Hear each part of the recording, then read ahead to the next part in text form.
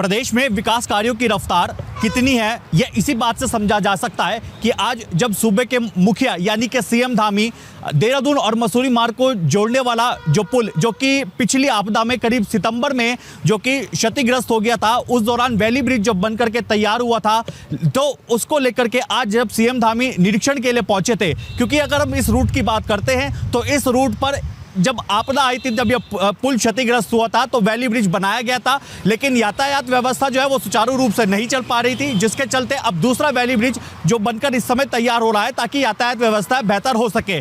लेकिन जब अभी तक स्थायी पुल की अगर यहाँ बात करें तो आज भी करीब इतना लंबे समय हो चुका है जो कि स्थायी पुल अभी तक बनकर के तैयार नहीं हुआ।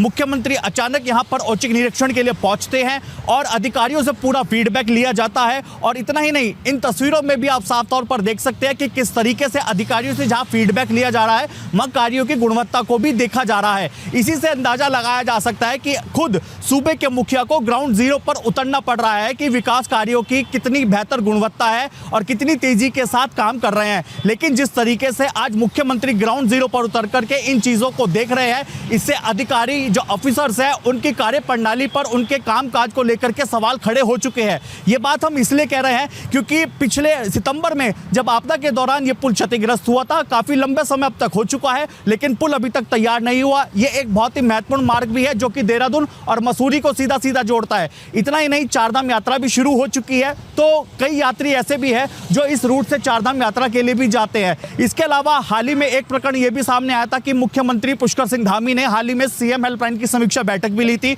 उस दौरान देहरादून के एक व्यक्ति द्वारा एक शिकायत दर्ज कराई थी, जिसको लेकर के मुख्यमंत्री बीच में ही बैठक छोड़ करके उसके आवास पर पहुंचे थे और उसी दौरान मुख्यमंत्री ने भी वीडियो कॉल पर अधिकारियों को दिखाया था कि किस तरीके से लापरवाही काम के दौरान देखने को मिली है।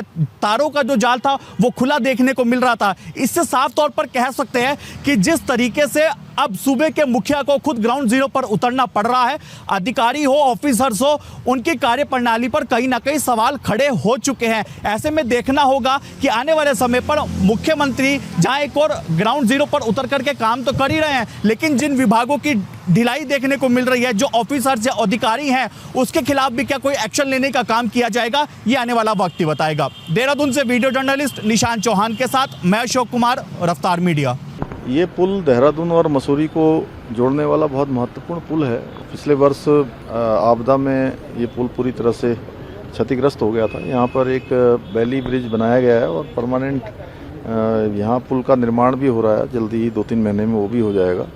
इस समय चूँकि ये टूरिस्ट सीजन है और बड़ी संख्या में पर्यटक आते हैं, देश दुनिया के लोग यहाँ आते हैं, उनको आने जाने में कोई असुविधा न हो, ज़्यादा जाम का सामना न करना पड़े, आम लोगों को भी जाम का सामना न करना पड़े, इसलिए इन सब कामों को त्वरित गति से करना है, जल्दी जल्दी करने के निर्देश दिए गए हैं। अभी 2-3 दिन के अंदर वैली ब्रिज का जो अभी केवल एक साइड से जाने का है, तो दोनों साइड इसकी कंप्लीट हो जाएंगी, तो थोड़ा आवागमन आसान हो जाएगा। उसके बाद परमानेंट स्ट्रक्चर यहाँ बन रहा है। ऐसे ही राज्य के अंदर जितने भी स्थान है, अभी चारधाम यात्रा चल रही है, हमारी आदि कैलाश यात्रा भी शुरू होनी है, अन्य टूरिस्ट पैलेसों की सभी जगहों की यात्राएं शुरू हो रही हैं, तो सभी जगह अच्छी सड़कें बने, ये हमारी प्राथमिकता है।